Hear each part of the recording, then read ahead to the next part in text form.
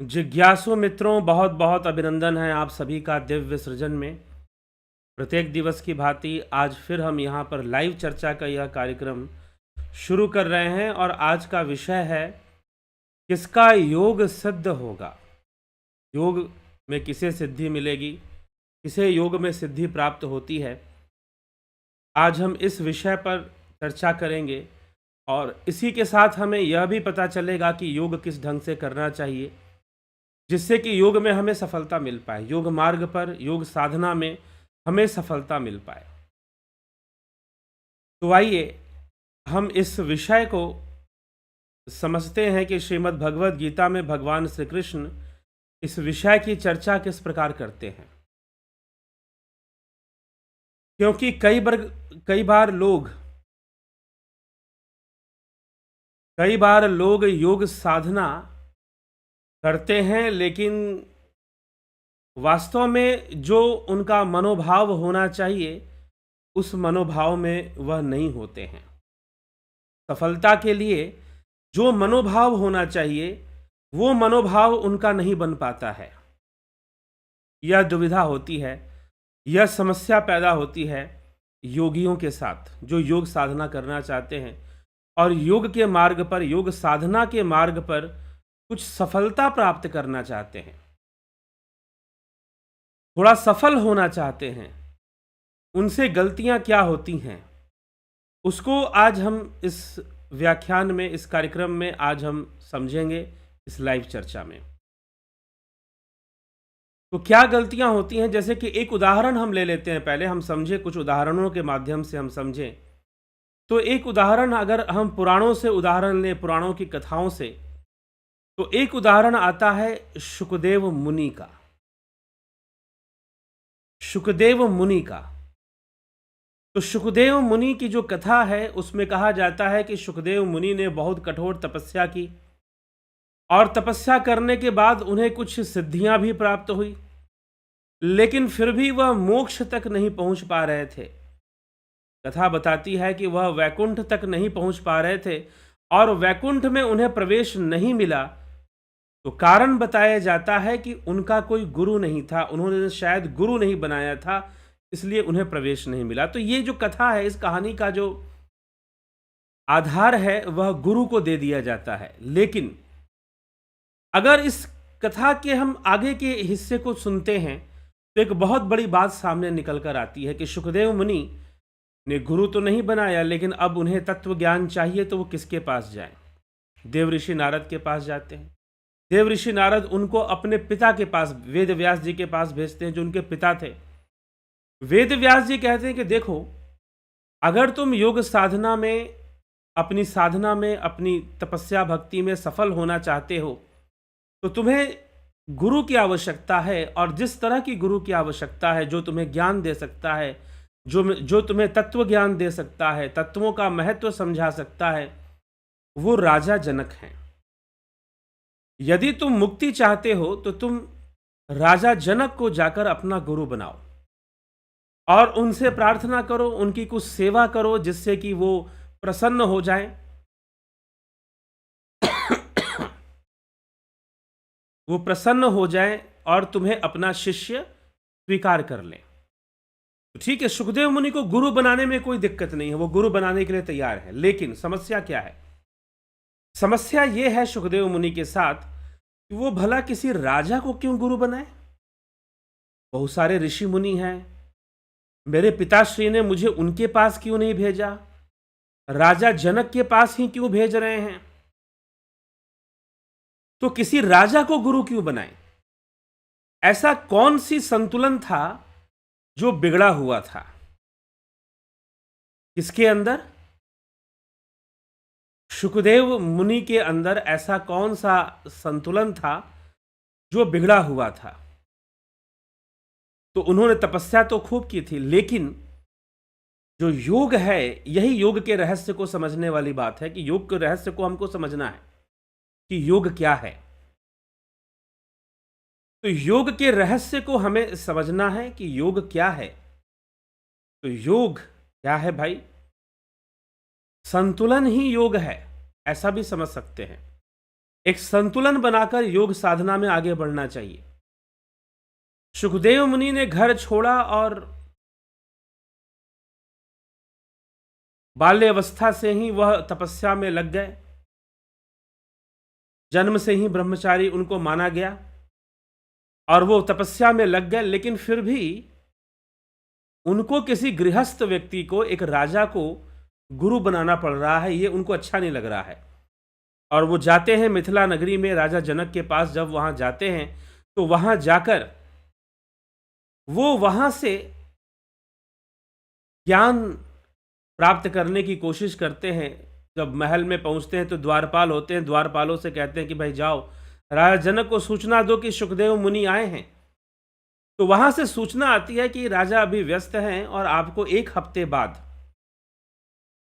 After 1 week, 1 सप्ताह बाद जो है आपको उनसे मुलाकात होगी। और इस महल में 7 द्वार हैं। आप जो है 1 दिन में 1 द्वार पार कीजिए और 7वें दिन राजा के महल में पहुंच जाएंगे। और इस तरह से ही 7वें दिन ही राजा आपसे मिलेंगे। अभी तो उनके पास समय नहीं है कि वो आपसे मिल सकें।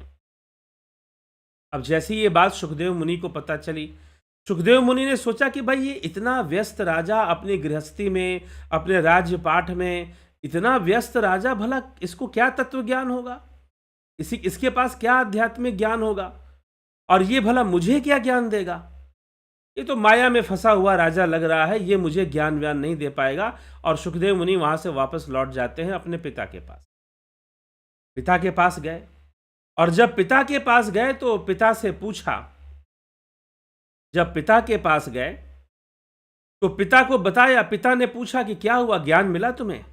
सुखदेव मुनि ने कहा कि नहीं, वो राजा के पास समय ही नहीं है। वो खबर भिजवाता है कि 1 सप्ताह बाद वो मिलेंगे और 7 द्वारों से मुझे गुजर कर जाना पड़ेगा, तब मैं उनके पास पहुंचूंगा और फिर वो मुझे ज्ञान देंगे, आध्यात्मिक ज्ञान करवाएंगे या तत्व ज्ञान मुझे प्रदान करेंगे, समझाएंगे, चर्चा करेंगे।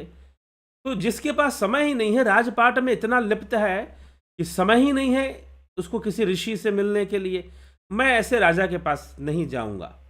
अहंकार भी था अपने ऋषि होने का, ब्राह्मण होने का, और किसी राजा के पास झुकना पड़ रहा है। तपस्वी होने का भी अहंकार था सुखदेव मुनि को। लेकिन वेदव्यास जी जानते थे कि जो ज्ञान उसे वहां से मिलना है उसी से इसका कल्याण है, क्योंकि इसने जबरदस्ती साधनाएं की हैं। जबरदस्ती कि मैं ये छोड़ दूंगा, मैं वो त्याग दूंगा, मैं ऐसा कर दूंगा, मैं जंगल में चले जाऊंगा। इससे क्या योग सिद्ध हो जाएगा? प्रश्न ये उठता है, इससे क्या योग सिद्ध हो जाएगा? तो योग सिद्ध करने के लिए आपको साधना करनी पड़ेगी, लेकिन साधना किस ढंग से करनी पड़ेगी? अपने अहंकार में नहीं कि मैं बहुत बड़ा त्यागी हूं, मैंने ये त्याग दिया, मैंने वो त्याग दिया, या मैंने ऐसा कर दिया, मैंने वैसा कर दिया। नहीं, इससे संतुलन नहीं बनने वाला। और राजा जनक तो सिद्ध योगी थे, विदेह जनक, सुखदेव मुनि के गुरु कहलाए। वेदव्यास जी ने सुखदेव मुनि से कहा कि एक बात बताओ, तुम वहां ज्ञान देने गए थे या लेने गए थे? और जब लेने गए थे तो जैसी गुरु की आज्ञा है उसको पालन करना चाहिए। इतनी तपस्या तुमने की है और 7 दिन तुमसे प्रतीक्षा नहीं हो रही। पिता ने थोड़ी फटकार लगाई, वेदव्यास जी उनके पिता हैं, तो थोड़ी फटकार लगाई कि इतनी तुमने तपस्या की है और 7 दिन तुमसे प्रतीक्षा नहीं हो रही, 7 दिन के लिए धैर्य नहीं रख सकते, जैसी उनकी आज्ञा है वैसा ही करो। और तब सुखदेव मुनि फिर से जाते हैं, और फिर से जब जाते हैं 7 दिन उनको फिर प्रतीक्षा करना पड़ता है। 7 दिवस की प्रतीक्षा के बाद वो वहां पर पहुंचते हैं और वहां पहुंचकर उनसे वार्तालाप उनका शुरू होता है, तत्व ज्ञान उनको प्राप्त होता है। राजा जनक उनके गुरु कहलाते हैं। तो अब यह था कि राजा जनक के पास जाना क्यों जरूरी था? एक गृहस्थ व्यक्ति के पास या उनके पास जाना क्यों आवश्यक था? इसलिए आवश्यक था क्योंकि सुखदेव मुनि ने कठोर तपस्या करने में या बहुत कुछ करने में अपना संतुलन बिगाड़ लिया था। संतुलन बिगाड़ लिया था, और जब संतुलन बिगड़ जाएगा, क्योंकि देखिए इसलिए सतोगुण भी बाधक होता है। आप अपने लक्ष्य की प्राप्ति करें, उसमें सतोगुण भी बाधक होता है। तो सतोगुण जब बाधक होता है तो सतोगुण हमारा संतुलन बिगाड़ सकता है। कभी कभी तमोगुण तो बिगाड़ ही सकता है, रजोगुण भी बिगाड़ सकता है और सतोगुण भी बिगाड़ सकता है, जो ज्ञान का कारक है। तो सुखदेव मुनि ने बहुत कठोर तपस्या कर ली, लेकिन कठोर तपस्या करने के बाद भी तत्व ज्ञान से विहीन है और उन्हें वैकुंठ में प्रवेश नहीं मिल रहा है, उनका मोक्ष संभव नहीं है, कैवल्य की प्राप्ति उनको नहीं हो रही है। तो उनको राजा जनक के पास जाना पड़ता है और उनको गुरु बनाना पड़ता है। यह एक कथा आती है उनको गुरु बनाने की, उन्होंने गुरु कैसे धारण किया, गुरु कैसे बना। तो गुरु का काम क्या है? वो एक संतुलित शिक्षा दे, दीक्षा दे, बैलेंस्ड वे में। और किसी ऋषि मुनि के पास क्यों नहीं भेजा, राजा के पास क्यों भेजा? क्योंकि राजा जनक विदेह जनक थे और वो राजा होते हुए भी एक महान योगी थे, सिद्ध योगी थे, परम तत्व ज्ञानी थे और वो एक संतुलन बनाकर जीवन जीना जानते थे। योग सिद्ध कैसे होगा, किस तरह का संतुलन बने कि योग सिद्ध होगा। और भगवान श्री कृष्ण भी अर्जुन को कुछ ऐसा ही उपदेश प्रदान कर रहे हैं। भगवान श्री कृष्ण भी अर्जुन को कुछ ऐसा ही उपदेश प्रदान कर रहे हैं। युंजनेवं सदात्मानं योगी नियतमानसः शांतिम निर्वाण परमाम मत संस्थाम अधिगच्छति। वश में किए हुए मन वाला योगी मन को इस तरह से सदा योग में लगाता हुआ सम्यक स्थिति वाला निर्वाण परमा शांति को प्राप्त होता है, अर्थात निर्वाण को प्राप्त होता है। यह कल भी हमने इस श्लोक पे चर्चा की थी। आगे भगवान श्री कृष्ण कहते हैं, नात्यशंतस्तु योगो अस्ति न च एकांत मनश्नतः न च अति स्वप्नशीलस्य जाग्रतो नैव च अर्जुन। हे अर्जुन, योग ना तो अधिक खाने वाले का और ना ही बिल्कुल नहीं खाने वाले का और तथा ना अधिक सोने वाले का और ना ही बिल्कुल नहीं सोने वाले का, इन लोगों से योग सिद्ध नहीं होता। तो सोचते हैं कि जबरदस्ती हम खूब साधना करेंगे, रात भर बैठे रहेंगे। ठीक है, साधना की प्रेरणा होनी चाहिए, साधना के प्रति एक वेग भी होना चाहिए मन में कि हाँ, हमें खूब ध्यान करना है, खूब साधना करनी है, तभी तो आगे बढ़ोगे, नहीं तो बढ़ नहीं पाओगे। लेकिन एक संतुलन को बना के चलना चाहिए। ध्यान योग करते समय ध्यान योग का वेग होना चाहिए, इसमें कोई संशय नहीं। अगर आपके अंदर वेग आता है कि मैं आज 8 घंटे का ध्यान योग करूंगा, आज मैं 5 घंटे का करूंगा, 3 घंटे का करूंगा मैं ध्यान योग, बैठूंगा, बहुत अच्छी बात है, बहुत श्रद्धा है आपकी और बहुत अच्छी बात है। लेकिन करते समय अहंकार के वशीभूत नहीं होना चाहिए और संतुलन के सिद्धांत को खत्म नहीं करना चाहिए। तो यही भगवान कह रहे हैं कि हे अर्जुन, योग ना तो अधिक खाने वाले का, ना बिल्कुल नहीं खाने वाले का, ना अधिक सोने वाले का, और जो बिल्कुल नहीं सोता है उनके लिए भी योग सिद्ध नहीं हो सकता, क्योंकि उन्होंने अपना संतुलन बिगाड़ दिया है। शारीरिक रूप से भी संतुलित होना जरूरी है, मानसिक रूप से भी संतुलित होना जरूरी है, तभी योग संभव है, अन्यथा योग संभव नहीं है। युक्ताहार विहारस्य युक्त चेष्टस्य कर्मसु युक्त स्वप्नावबोधस्य योगो भवति दुःखः। युक्तहारस्य विहारस्य युक्त चेष्टस्य कर्मसु युक्त स्वप्नावबोधस्य योगो भवति दुःखः।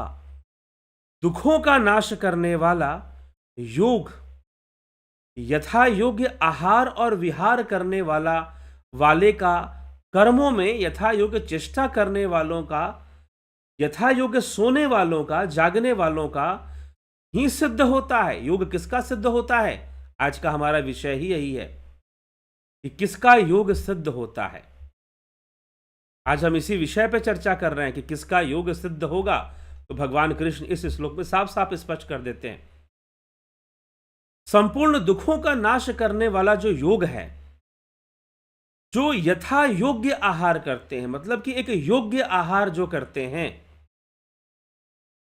जिनके अंदर योग्य आहार करने का, जो योग्य आहार करते हैं, और फिर यथा योग्य आहार और विहार करने वालों का, कर्मों में यथा योग्य चेष्टा करने वालों का, और कर्मों का भी जो त्याग नहीं करते, यथा योग्य जो कर्म करने चाहिए उन कर्मों को भी वो करते हैं। यथा योग्य कर्मों में चेष्टा करने वाले जो लोग हैं, यथा योग्य आहार और विहार करने वाले जो लोग हैं, जो योग्य आहार करें। इसलिए हठ प्रदीपिका ग्रंथ, हठ योग के भी ग्रंथ को अगर हम देखते हैं तो उसमें प्रारंभ में ये बातें बताई गई हैं कि आपको कैसा आहार करना है।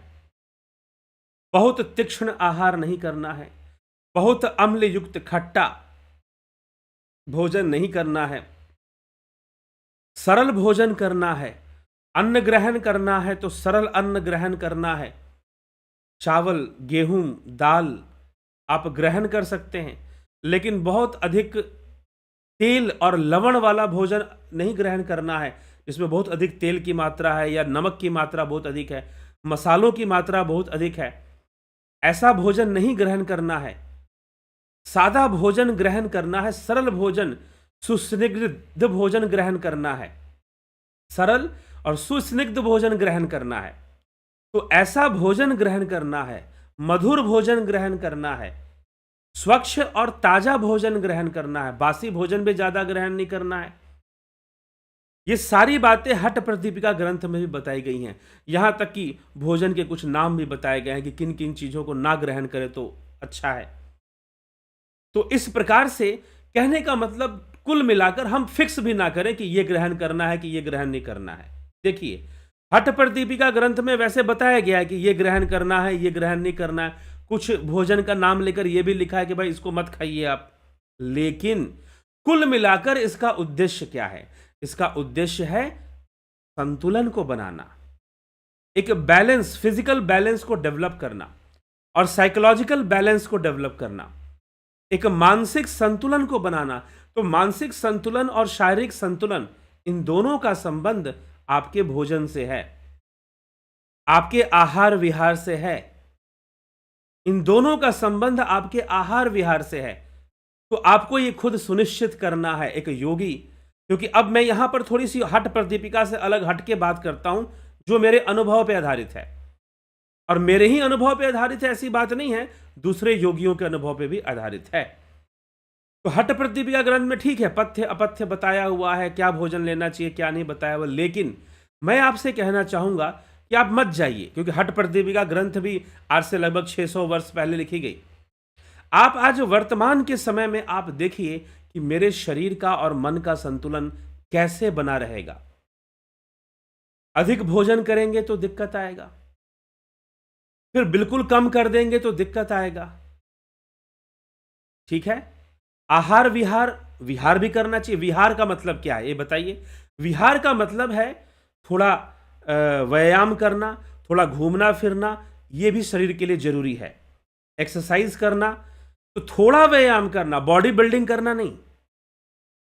ठीक है, खूब बॉडी को ट्विस्ट करके घुमा घुमा कर प्रदर्शन करना नहीं। ये योग का उद्देश्य नहीं है कि आप जितना बॉडी ट्विस्ट कर लेंगे उतने अच्छे योगी हो गए, नहीं, ऐसी कोई बात नहीं है। ठीक, इसका योग से कोई लेना देना भी नहीं है। लेकिन चलिए, आजकल चल रहा है योगा एज ए स्पोर्ट्स भी चल रहा है, तो बहुत स्टेज परफॉर्मेंस भी बहुत चल रहा है। लेकिन अगर आप योगी बनना चाहते हैं, इसलिए मैंने कहा ना कि लोग योगा टीचर बन रहे हैं, योगा इंस्ट्रक्टर बन रहे हैं, मास्टर बन रहे हैं, लेकिन फिर भी योगी नहीं बन रहे। यहां पे समस्या है। तो योगी बनने के लिए बस आपको अपना संतुलन देखना है कि मुझे संतुलन में रखना है। भोजन इतना कम नहीं कर देना है कि शरीर की शक्ति क्षीण हो जाए, मनोबल भी क्षीण होना लगे। क्योंकि जब पहले शरीर की शक्ति क्षीण होगी, अन्न नहीं मिलेगा शरीर को, तो जो है मनोबल भी क्षीण होगा। हाँ ठीक है, कभी कभी आप थोड़ा भोजन ना करें, लंघनम में चले जाएं। लंघनम परम औषधम, आयुर्वेद का मानना है कि लंघनम परम औषधम। लंघनम मतलब भोजन का त्याग, उपवास जिसको आजकल लोग कहते हैं। लंघनम परम औषधम, परम औषधि है लंघनम। तो लंघनम परम औषधम के सिद्धांत पर जो चले, ठीक, तो जो लंघनम परम औषधम के सिद्धांत पे जो चलेगा, उसको आपने ये बात समझना है। और उपवास वाले जब भोजन थोड़ा त्याग करेंगे तो उससे भी शरीर को लाभ मिलता है। लेकिन अगर ज्यादा लंघनम हो गया, ज्यादा उपवास हो गया, ज्यादा दिन तक आपने भोजन नहीं किया, तो फिर आपके लिए प्रॉब्लम हो जाएगा। ज्यादा दिन तक आपने भोजन नहीं किया तो आपके लिए क्या हो जाएगा? समस्या हो जाएगी। ठीक, शरीर कमजोर हो जाएगा, तो फिर भोजन करना जरूरी है। कुल मिलाकर आप एक संतुलन की अवस्था को बनाइए, यह जरूरी है। उसी तरह से एक्सरसाइज कीजिए। जब एक्सरसाइज आपको करना है, व्यायाम करना है, तो आप बॉडी बिल्डिंग में लग गए तो गड़बड़ है। आप एकदम प्रदर्शन में लग गए कि मैं ये वाला आसन करके दिखा दूंगा, मैं वो करके दिखा दूंगा, नहीं। दिखाने के चक्कर में योग करेंगे तो बीमार भी पड़ जाएंगे, कुछ विकृतियां भी आ जाएंगी। योग के नियम को समझना पड़ेगा कि कैसे हमें योग आसन करने हैं।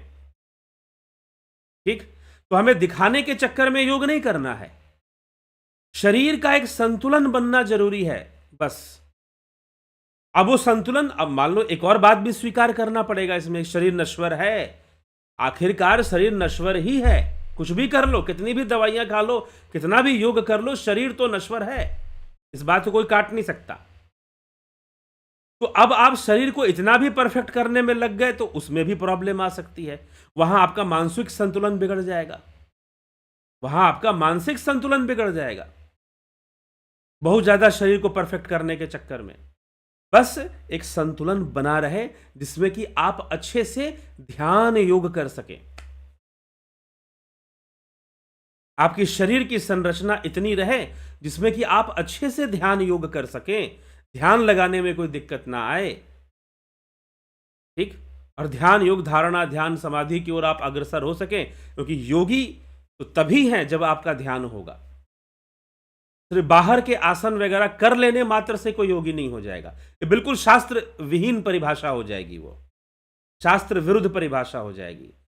तो इसीलिए भगवान यहां पर कहते हैं कि बहुत अधिक सोने वाला, बिल्कुल नहीं सोने वाला, बहुत अधिक खाने वाला, बहुत कम खाने वाला, इन लोगों से योग साधना नहीं होने वाली है, इनका सिद्ध नहीं होगा।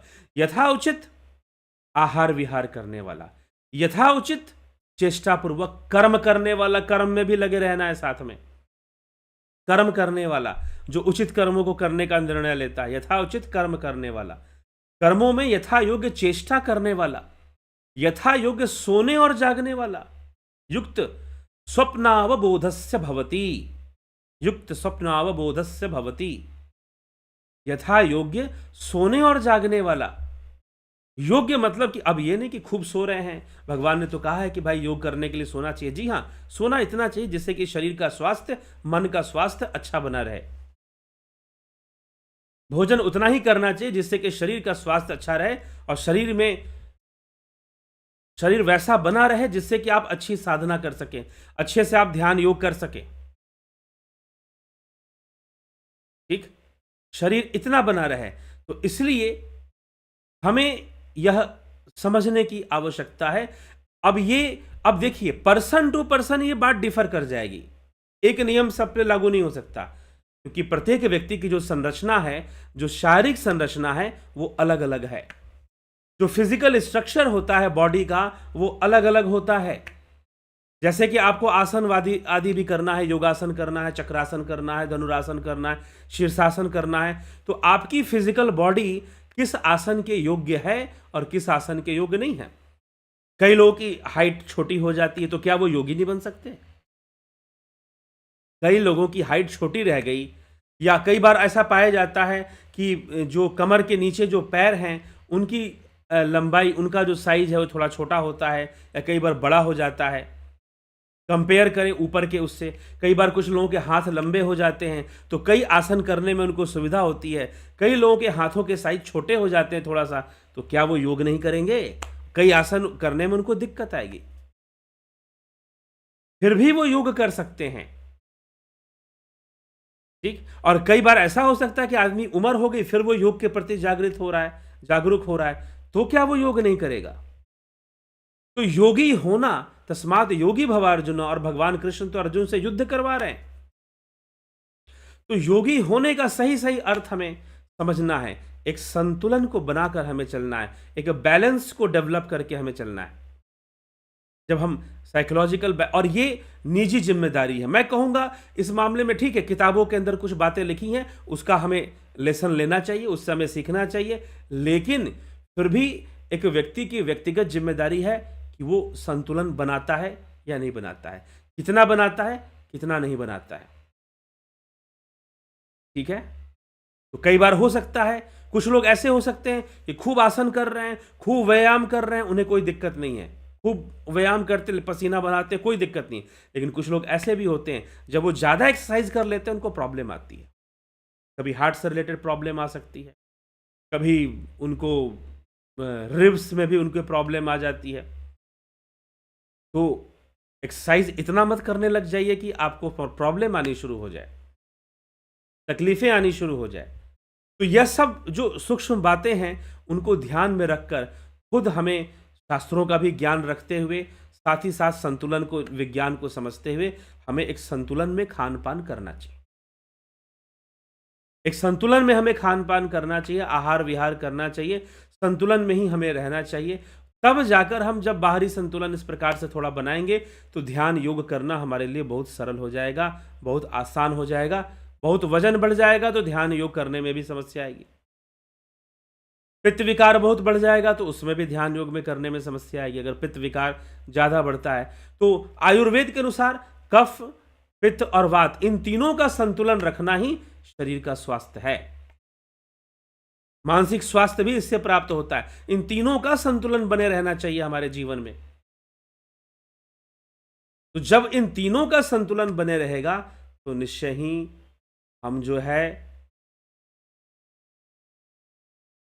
लाभ उठा पाएंगे संतुलन का, योग का।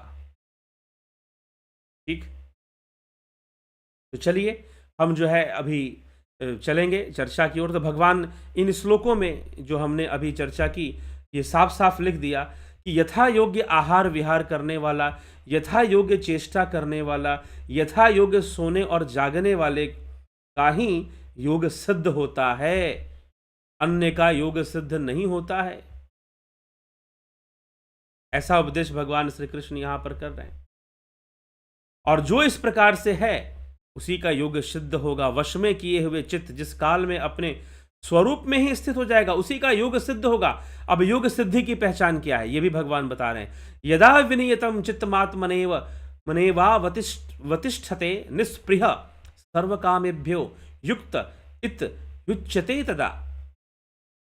वश में किए हुए, विनियतम चित्तम यदा आत्मनि एव, वश में किए हुए चित्त जिस काल में अपने स्वरूप में स्थित हो जाए। जब अपने स्वरूप में स्थित होगा चित्त, तभी तो सिद्धि होगी, योग की सिद्धि होगी। किस अवस्था में योग की सिद्धि होगी? वश में किया हुआ चित्त जिस काल में अपने स्वरूप में ही स्थित हो जाता है, संपूर्ण पदार्थों से निष्प्रिय हो जाता है, उस काल में योगी है ऐसा कहा जाता है, तभी वो योगी है। भगवान अब यहां पर एक और पहचान दे रहे हैं कि भाई योगी कौन है। योगी कौन है? तो जिसका वश में किया हुआ चित्त जिस काल में अपने स्वरूप में ही स्थित हो जाए।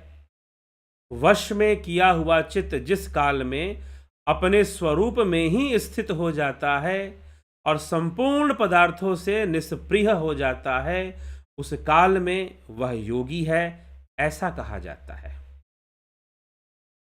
उस काल में वह योगी है ऐसा कहा जाता है। ठीक, तो किस काल में योगी है? जब उसे अपने स्वरूप का साक्षात्कार हो, आत्म साक्षात्कार हो जाए और वो अपनी आत्मा में ही स्थित हो जाए। यदा आत्मनि एव अवतिष्ठते सर्वकामेभ्यः निष्पृह तदा युक्तः इति उच्यते। ऐसा कहा गया है कि वही योगी है जो अपने स्वरूप में स्थित हो रहा है। मात्र शरीर को ऐंठने से कोई योगी नहीं हो जाएगा। तो यह सब बातें हमें समझना चाहिए और समझकर ही योग के मार्ग पर, यह योग का सत्य है। प्रचार में क्या है, प्रचलन में क्या है वो छोड़िए, लेकिन योग शब्द का प्रयोग कहां से लिया जा रहा है? शास्त्रों से लिया जा रहा है। तो शास्त्रों से ही योग को समझना चाहिए। अपने मतलब का चीज निकाल देने से नहीं कोई योग हो जाएगा, ये योगी हो जाएगा। ठीक है, कि कुछ लोग बहुत अलग ढंग से योग को समझ रहे हैं और उनको अलग ढंग रास्ते पर ले जाया जा रहा है, तो हमें इससे समझना है, बचना है और योग के सही अर्थ को समझना है। चलिए आगे बढ़ते हैं, आपके कमेंट्स को भी देख लेते हैं। एके त्यागी जी बहुत अभिनंदन है, नवज्योति नाथ जी, संतोष कुमार, जगत नारायण, शंकर प्रसाद, विक्रम सिंह, रूपलाल विश्वकर्मा जी, शिखर शर्मा जी, रामनिवास मीना, राजूपाल जी, सविता नायक जी, अवनी प्रधान, गोविंद प्रसाद नीमा, विनोद के सूद जी, दीपक शर्मा जी, विष्णुचंद्र मौर्य जी, अनिल सोनी जी, रामविलास जी, बबीता धीमान जी, अमन कक्कर जी, बीकू कुचाड़िया जी, जितेंद्र साहू जी, काशीनाथ जी। बच्चों को सनातन धर्म की शिक्षा देनी चाहिए। जी हाँ, बच्चों को भी थोड़ा जरूर शिक्षा देनी चाहिए। घनश्याम सरोदे जी, माधुरी कोले जी, संतोष गुप्ता, पंकज सोनी, श्वेता राय सिन्हा, रतन सिंह जी, किशोर वैद्य, उषा श्रीवास्तव जी, दया रानी, Kamlesh Khairnar, Shankar Prasad ji. I find many yoga institutions having 108 Surya Namaskar program on a Ratha Saptami day tomorrow. What is the relationship between the two? What is the relationship between the two? The Ratha Saptami day and 108 Surya Namaskar program. ये तो वही जानते होंगे. I don't know about that relation, the Ratha Saptami day and tomorrow is the Ratha Saptami day. Okay, tomorrow, 28 of January. ठीक है. Maybe some relation between the 108 Surya Namaskar, but 108 Surya Namaskar not good for everyone. Okay, it may be problematic for some people. It is not the subject of show off, to show that someone can do 108 Surya Namaskar continuously. It is good to do. Someone is very fit. अगर कोई बहुत fit है, young है, तो वो करे, कोई दिक्कत नहीं है। लेकिन कोई इसको, दूसरे लोग इसको कॉपी ना करें। जो प्रैक्टिस में है उनके लिए अच्छा है। तो मैनी योगा इंस्टीट्यूशन हैविंग 108 सूर्य, हाँ मैंने भी सुना है 108 सूर्य नमस्कार करते हैं एक साथ। लेकिन what is the relationship between Surya Namaskar and Ratha Saptami, that is a different topic. But the 108 Surya Namaskar करना चाहिए कि नहीं करना चाहिए? अगर आप यंग हैं तो करिए, आपके शरीर में वो शक्ति है तो करिए, नहीं तो कोई जरूरी नहीं है। ऐसा नहीं है कि आप 108 सूर्य नमस्कार कर लेंगे तो बहुत बड़े योगी बन जाएंगे, ऐसा नहीं है। अगर ऐसा होता तो ये सारे गीता के जितने भी ये बातें हैं फिर इसको झूठी हमें माननी पड़ेंगी, इसे गलत हमें मानना पड़ेगा। ठीक है, हाँ हठ योग का वो पार्ट है, सूर्य नमस्कार एनर्जाइजिंग एक्सरसाइज है, वो करना ही चाहिए, इसमें कोई दिक्कत नहीं है।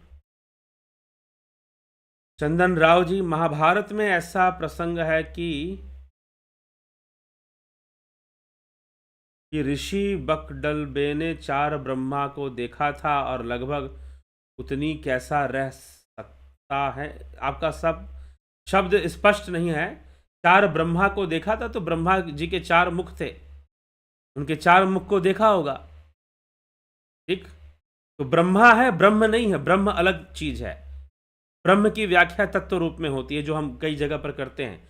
लेकिन जब 4 ब्रह्मा, ब्रह्मा देवता है, तो जब ब्रह्मा को देखा तो ब्रह्मा के 4 मुख थे, उन 4 मुखों को देखा होगा। विमला शाह जी, प्रदीप सिकरवार जी, अभिनंदन है।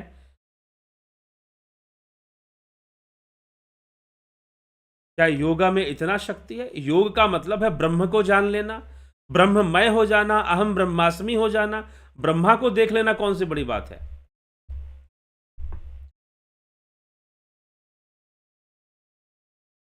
विनोद कुमार शर्मा जी, ब्रह्मा तो देवता हैं, तो ब्रह्मा को देखना, 4 ब्रह्मदेव मतलब ब्रह्मदेव मतलब ब्रह्मा को देखना, ब्रह्म देवता रूपी ब्रह्मा को देखना।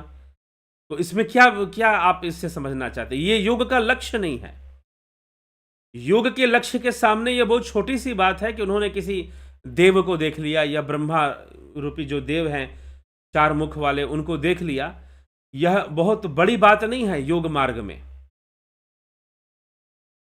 ठीक, यहां तो कैवल्य की चर्चा है, स्वरूप की चर्चा है, ब्रह्म की चर्चा है, ब्रह्मलीन होने की चर्चा है। तो ब्रह्मा को देखना कौन सी दूर की चीज है? देखा होगा। अब रामकृष्ण परमहंस के सामने देवी साक्षात प्रकट हो जाती थी, कहते हैं काली साक्षात प्रकट होती थी, लेकिन फिर भी उन्होंने अद्वैत सिद्धांत का प्रचार किया था। क्यों? क्योंकि वह सब भाव जगत में था और जो मुक्ति का विषय है वह भावातीत है। ठीक है, तो उन्होंने चार ब्रह्मा को ही क्या देखा, बहुत सारे लोगों ने और भी बहुत कुछ देखा। तो ब्रह्मा को देख लेना योग का लक्ष्य नहीं है चंदन राव जी, ब्रह्मा को देख लेना योग का लक्ष्य नहीं है। योग का लक्ष्य है स्वरूप का साक्षात्कार, आत्मज्ञान को प्राप्त होना, ब्रह्म ज्ञान को प्राप्त होना, ब्रह्म की प्राप्ति करना, अहम ब्रह्मास्मि को समझना और उसकी प्राप्ति करना। ठीक। विनोद कुमार शर्मा जी, फनी वीडियोस, प्रदीप शिकरवार, चंदन राव और सौम्या शर्मा जी, सबका बहुत बहुत अभिनंदन है, सबका बहुत बहुत स्वागत है। इसलिए ब्रह्मा देख लेना कोई बहुत बड़ा विषय नहीं है। इसको आप ये मत पूछिए कि कोई योग में ऐसे कैसे देख सकता है। योग में इसके द्वारा तो अब कभी आप योग सूत्र पे जाइए, योग सूत्र का प्लेलिस्ट है, आप उसे सुनिए, नहीं तो बाद में भी योग सूत्र रिपीट होगा। आगे फिर से हम कभी योग सूत्र को रिपीट करेंगे, अभी तो नहीं, लेकिन वह वीडियोस हैं या उन्हीं वीडियोस को सुनिए। तो योग सूत्र को आप जानिए, समझिए, सुनिए, आपको पता चलेगा कि जो योग सूत्र है उसमें कैसी कैसी सिद्धियों की चर्चा है। विभूतिपाद के अंदर कई सिद्धियों की चर्चा है।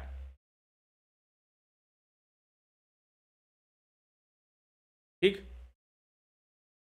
तो यह हमें समझने की आवश्यकता है। जब हम इस बात को समझेंगे तो निश्चय ही इसका हम लाभ उठा पाएंगे।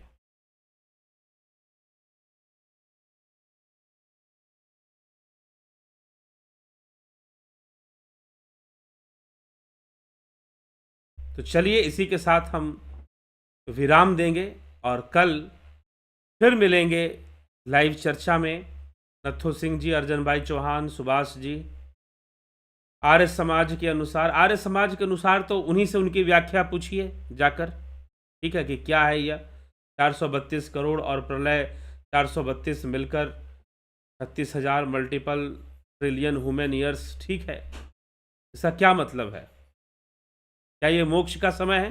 किसके मोक्ष का समय है? जी नहीं, ना जाने कई योनियों से, कई जन्मों से योगी साधना करते हुए आ रहा है, कई जन्मों से योगी साधना करते हुए आ रहा है।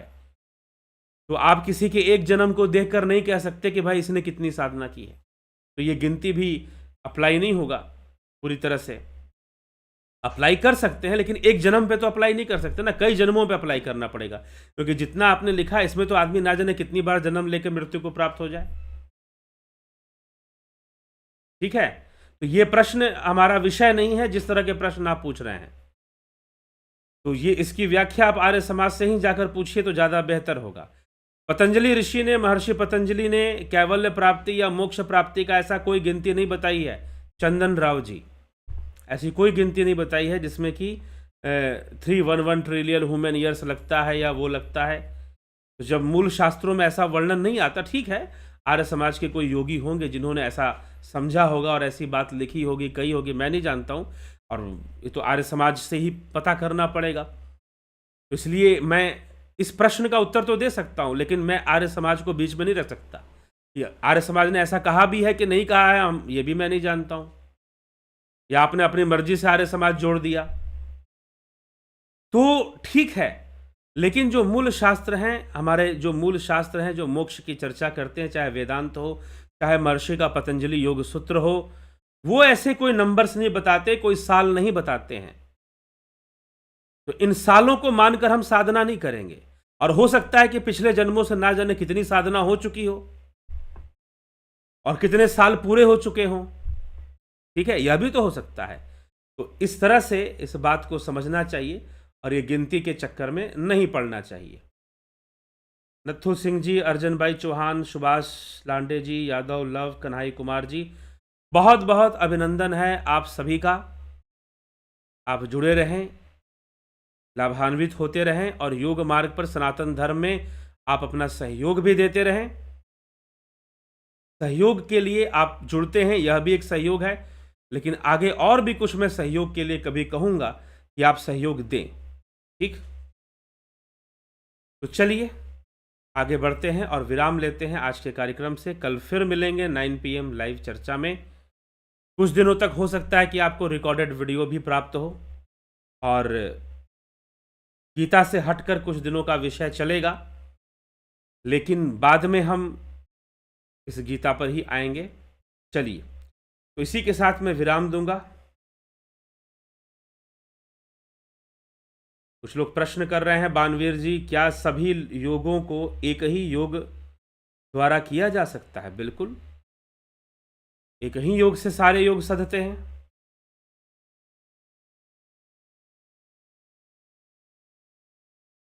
ठीक, एक जीवात्मा के मोक्ष की अवधि कितनी होती है? नहीं पता जी, अवधि कितनी होती है, इसका उत्तर नहीं है मेरे पास। ठीक है, कहीं और से प्राप्त कीजिए, ज़्यादा बेहतर होगा, क्योंकि अवधि का कोई मतलब नहीं है। अब जीवात्मा पे भी तो निर्भर करता है ना, कितनी ताकत उसने लगाई है, कितना प्रयास उसने किया है, इस पर भी तो निर्भर करता है बात। तो प्रयास कितना है? योग मार्ग पे चलिए, प्रयास कीजिए, अवधि के चक्कर में क्यों पड़ेंगे? ये कभी नहीं सोचना चाहिए कि कितनी अवधि लगेगी, कितना समय लगेगा। मार्ग पकड़िए, रास्ता पकड़िए और रास्ते पे चलना शुरू कीजिए। ठीक है, अगर रास्ते पे चलेंगे तो मंजिल मिलेगी, और अवधि के बारे में सोचेंगे कि भाई इतना लगेगा इतना लगेगा, तो चलेंगे कब? यही तो कृष्ण उपदेश दे रहे हैं। कृष्ण अर्जुन को 6ठे अध्याय में, अभी हम आगे पढ़ने वाले इस विषय को, जो चंदन राव जी ने पूछा है। अगर किसी ने आपको अवधि के चक्कर में डाला है तो आपको भरमा दिया है, आप ये समझिए, आप भ्रमित हो चुके हैं कि कितनी अवधि लगेगी, कितना क्या होगा। ठीक, जब आप तत्व में लीन होगे, जब आप संपूर्ण उपाधियों से मुक्त हो जाएंगे, विवेक चूड़ामणि आदि गुरु शंकराचार्य। अब पता नहीं आप ये प्रश्न कर रहे हैं, लेकिन जो मुख्य मुख्य शास्त्र हैं उन्होंने ऐसी कोई चर्चा नहीं की है। मुख्य मुख्य जो सामने हैं हमारे, बिल्कुल। तो ये बात है इसमें। तो साधना का प्रारंभ होना जरूरी है। अगर पूरी तीव्र इच्छा के साथ ध्यान किया गया तो एक जन्म ही काफी है, एक जन्म ही पर्याप्त है।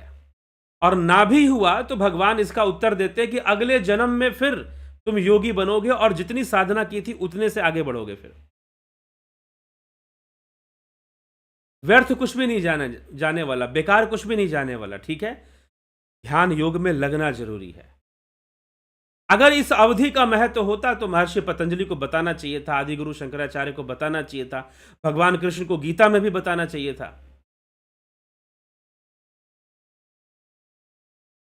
तो इसीलिए आप जहां से भी ये प्रश्न ले आए हैं वह बताएंगे और उन्हीं से पूछिए। तो ठीक है, अभी हम चलते हैं, आगे बढ़ते हैं, और कल फिर मिलेंगे आप सभी से। कोई ना कोई वीडियो जरूर आएगा, और इसी के साथ आज अभी हम विराम देते हैं। तो बहुत बहुत आभार आप सभी का। ओम तत्सत।